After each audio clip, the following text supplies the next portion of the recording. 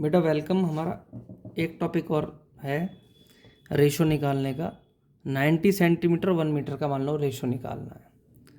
तो 90 सेंटीमीटर को तो 90 सेंटीमीटर ऐसे कैसे लिखा। 1 मीटर में कितने, 1 मीटर में कितने सेंटीमीटर होते हैं, 100 सेंटीमीटर होते हैं। इसकी जगह पे ये लिखा। रेशो तब निकलेगा जब ये और ये सेम हो जाएंगे। बिल्कुल ऐसा नहीं होगा कि यहाँ सेंटीमीटर है और यहाँ मीटर है। ठीक है, तो 90 रेशो 100। अब इसको आगे सॉल्व कर लो। कैसे, छोटे फॉर्म में लाना है। पहले 9 इंटू 10 और 10 इंटू 10, 10 से 10 कैंसिल। अब 9 का 3 इंटू 3 होता है, 10 का 2 इंटू 5 होता है। अब तो कटेगा नहीं है, ठीक है। 3 से 3 नहीं कटेगा, 2 से 3 नहीं कटेगा, 5 से 3 नहीं कटेगा। वापस का ऐसा का ऐसे लिख दो। ये हमारा आंसर हो गया, ये रेशियो हो गया। बस लड्डू सवाल है ना एकदम। जब भी रेशियो वाला आएगा ये देख लो, पहली संख्या क्या है, दूसरी संख्या क्या है, उनमें कॉमन टुकड़े कर लो, जो जो भी कट सकता काट दो, बस आंसर आ जाएगा। ठीक है, अब इसकी बात करते हैं। ये अगला क्वेश्चन क्या है। वो कहता 30, 40, 45 और 60 क्या प्रपोर्शन में है या नहीं है। अभी तक तो हम रेशियो पढ़ रहे थे, अभी प्रपोर्शन क्या है।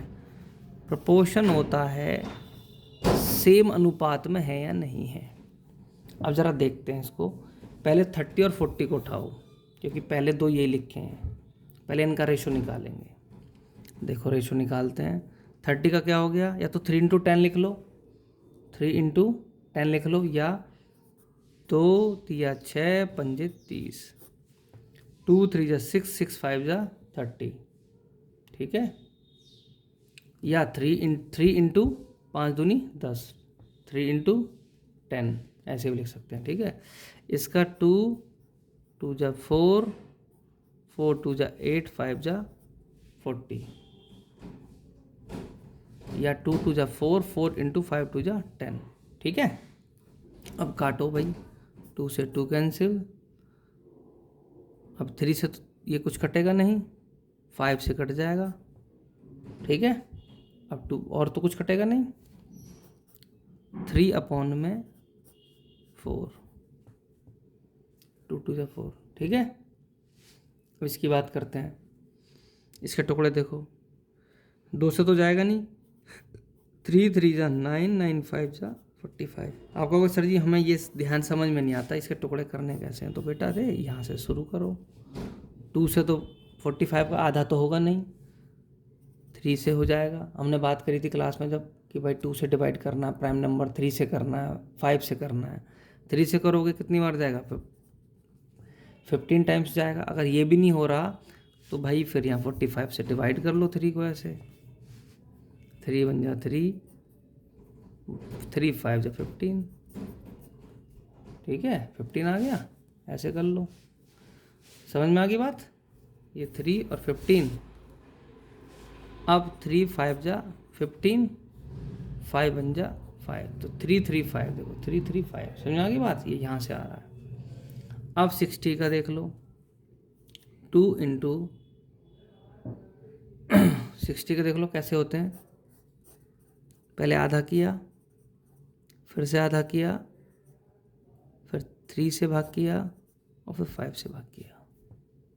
पहले आधा किया, फिर आधा किया, फिर 3 से, फिर 2 2 जा 4, 4 3 जा 12, 12 5 जा 60। मल्टीप्लाई करके हमेशा देखना, क्योंकि जल्दीबाजी में गलती हो गई तो पता लग जाएगा। मान लो हमें गलती से 7 लिख बैठा, तो 2 2 जा 4, 4 3 जा 12, 12 7 जा 84। पता लग जाएगा भाई गलती कर दी है ना। तो मल्टीप्लाई करके ज़रूर देखना है। अब 3 से 3 कैंसिल, और तो कुछ कैंसिल होगा नहीं, 5 से 5 कैंसिल, तो ये आ गया 3/में 2 2 जा 4, है ना। 3 2 2 जा 4। अब देखो ये और ये सेम है क्या, क्या ये दोनों सेम है भाई। अगर सेम है तो ये किस में है, प्रपोर्शन में। किस में है ये, प्रपोर्शन में है। Yes, yes in proportion. नहीं अगर सेम आते तो कहते प्रोपोर्शन में नहीं है। ठीक है, चले आगे। अब हमारे पास जो सवाल आ रहा है वो देखते हैं।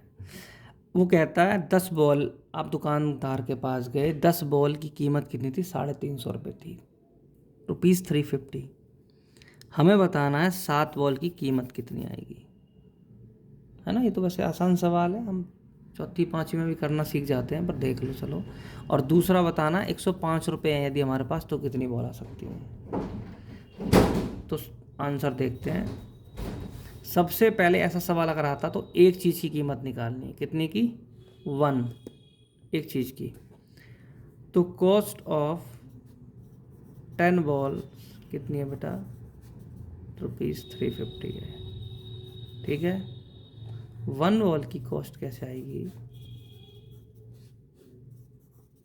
इसको हम कर देंगे 350 को 10 से डिवाइड, तभी तो पता लगेगी। ठीक है, डिवाइड कर दो भाई। 10 3 जा 30, 5 आया 0, 10 5 जा 50, रिमाइंडर बचा 0।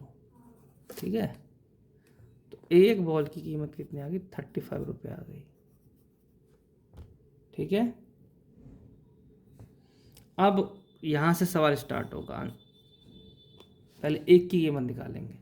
अब 7 बॉल की कॉस्ट क्या होगी? Cost of 7 balls is equal to